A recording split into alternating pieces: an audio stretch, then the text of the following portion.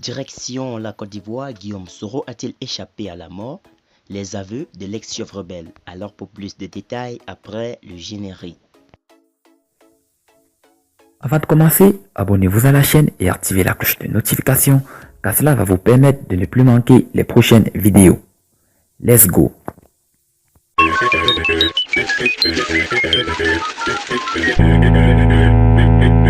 Guillaume Soro est en rupture de ban avec son mentor Alassane Ouattara et ses anciens compagnons de la majorité présidentielle.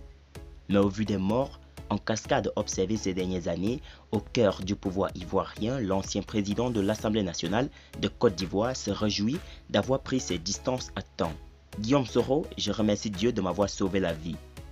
Guillaume Soro a été contraint de quitter le tabouret du Parlement ivoirien à cause de son refus d'adhérer au Rassemblement des oufouettistes pour la démocratie et l'appelle le parti présidentiel. Et depuis, l'ancien patron de la rébellion ivoirienne qui avait installé son quartier général à Bouaké lors de la crise ivoirienne de 2002 est dans un total désarroi.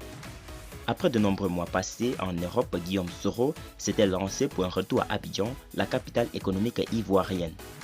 Cependant, le 19 décembre 2019, un impressionnant dispositif sécuritaire installé à l'aéroport international Félix Houphouët-Boigny d'Abidjan a obligé le bombardier Challenger 604 battant pavillon allemand qui transportait l'ancien premier ministre de Laurent Gbagbo puis d'Alassane Ouattara à changer de trajectoire et a atterri précipitamment à Accra.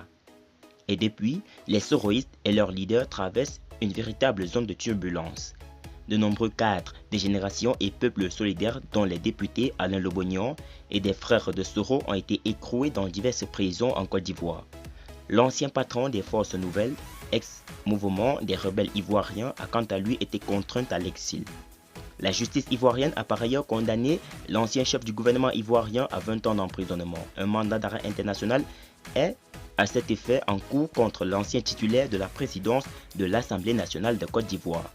Mais, eu égard à la dernière actualité qui alimente l'actualité sociopolitique en Côte d'Ivoire, l'ancien chef de la rébellion ivoirienne estime qu'il a bel et bien échappé à une mauvaise passe. 5 janvier 2020, l'ancien haut gradé des forces républicaines et ancien chef d'état-major adjoint des forces armées des forces nouvelles Isiaka Ouattara Diouattao est décédé aux États-Unis après avoir été évacué et diagnostiqué d'un diabète de type 7.